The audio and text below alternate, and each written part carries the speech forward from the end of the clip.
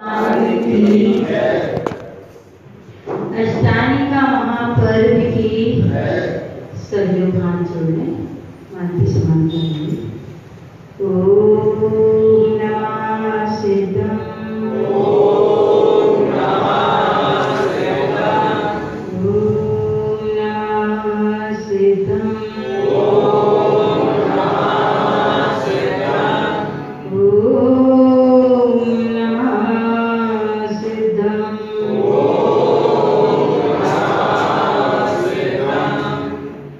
अपणं श्रुतपणं परमपारिमन्यं सर्वं सिद्धसर्वं विषयी नमाम्यहं देवदेवस्य। बोले शुद्धात्मे अनंत अनंत सिद्ध परमेश्वरी भगवान की जय।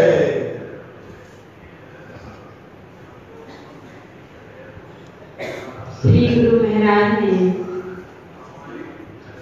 सारमत में श्री उपदेश शुद्ध सार ग्रंथ आदि राज लिखा है, जिसका सार है सिद्ध परम पद पाना ही उपदेश शुद्ध का सार है। ऐसी अनुपम सूत्रों को इन ग्रंथों में लिखा है।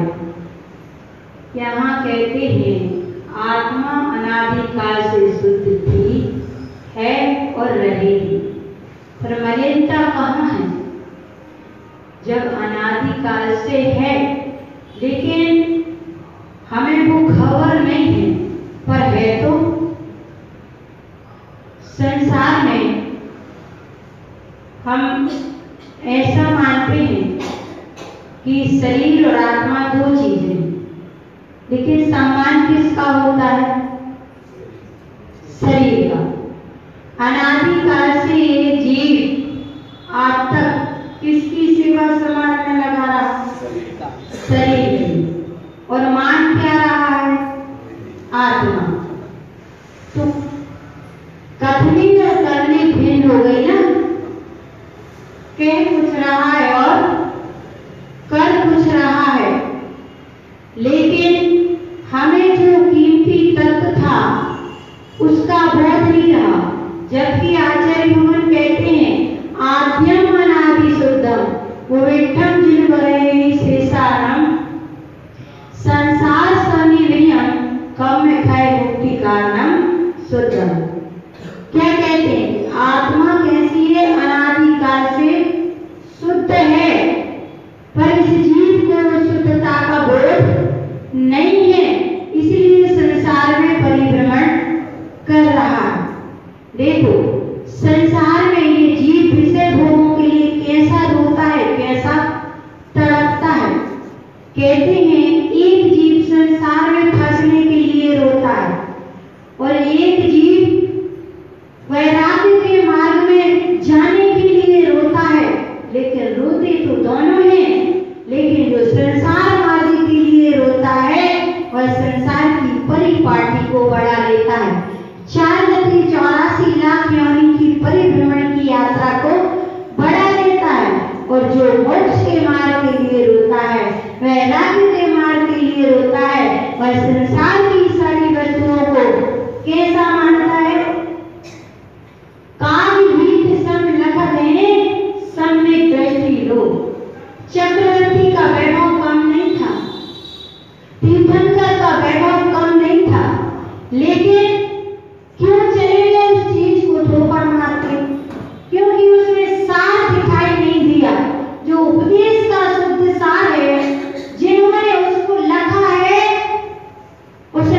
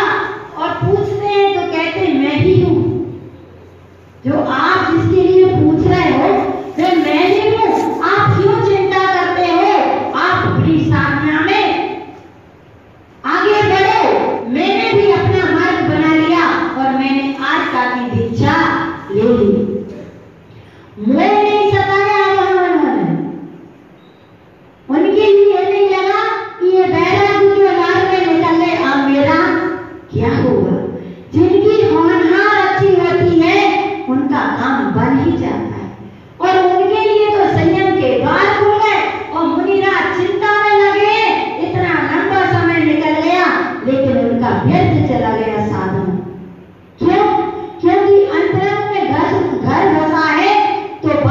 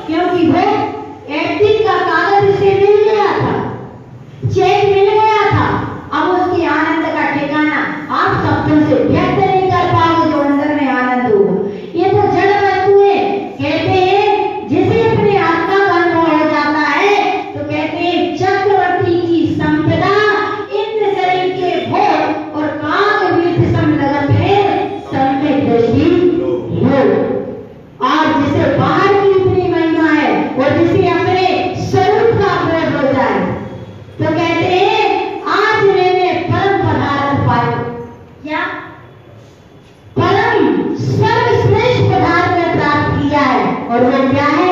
आज मैंने परम पदार्थ पाए, आज मैंने अपनी चैतन्य निधि को पा लिया है और आज मेरे आनंद का ठिकाना नहीं। तो ऐसी स्थितिकरण करना, यदि कोई विचलित होता है उसे सन्मार्ग में लगा देना। पुष्प डाल और बारिश रहने का उदाहरण आता है। समय कम है इसलिए संक्षेप में समझ लो कि उनके घर में परिवार बसा रहा, भावदेव के मन में परिवार बसा रहा, पुष्प डाल के मन में परिवार बसा रहा। तो स्थितिकरण करने के लिए बारिश रहने उनके लिए ऐसा मार्ग बनाया कि फिर उनके लिए अंदर से चेतावनी मिली और वो सावधान रहे और कहते अब हमें पुनः दीक्षा दीजिए। तो कहते हैं जन्म में नारे क्या खतरा नहीं डूबने पाएगी, किंतु नाव में पानी आया सबको साथ डुबाएगी। इसी संसार में रहकर के ज्ञानी अपने काम बना लेते हैं, क्योंकि नाव पानी में चलती है, संसार में ही व्यक्ति रहते हैं, लेकिन संसार के अंदर प्रवेश नहीं करे तो नाव पार हो जाएगी।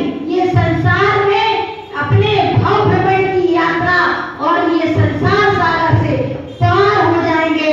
और यदि अपने अंतरंग में संसार बसा रहा तो पार नहीं हो पाएंगे। और नाव में पानी में नाव चलती है तब तक खतरा नहीं होता है, और जैसे नाव में पानी आता है तो जो उसमें बैठे हैं वो भी डूबते हैं और नाव भी डूब जाती है। इस तरह वैराग्य के मार्ग में अपनी एफडी का बोध करके उसे संभाल के रखना, अपने आत्मा में किसी प्रकार का विकार उत्पन्न ना हो और हम उसे सुरक्षित रखें। तो वे मुनिराज जंगल में रहते हैं और अपने में आनंदित रहते हैं। कहते हैं आप ही बनावे आप ही खावे, खावत नाई अगावे, इके योगी असन बनावे, ज्ञान सुधारस जल भर लावे, चूना सील जलावे और कर्म काट को चुग चुग जावे, ध्यान अग्नि प्रज्वलावे, एक जोगी असैनो बनावे। इस तरह जोगी जंगल में रह करके अपने ध्यान में अपना भोजन बनाता है और उसमें ही नींद लेता है और उसी को ग्रहण करता है और खाते हुए कभी तृप्त नहीं होता है, क्योंकि सिद्धानंद राजमान सिद्ध परमात्मा निरंतर अपने आत्मा का ही भोजन कर रहे हैं पर भी कभी तृप्त नहीं होते उस आनंद से। ऐसा अद्भुत चैतन्य तत्व हमारे इस देवालय में विराजमान है। हम भी उसका रस पान करें और जीवन को सफल सार्थक बनाएं। ऐसी आचार्य भगवंतों की हम सभी के लिए मंगल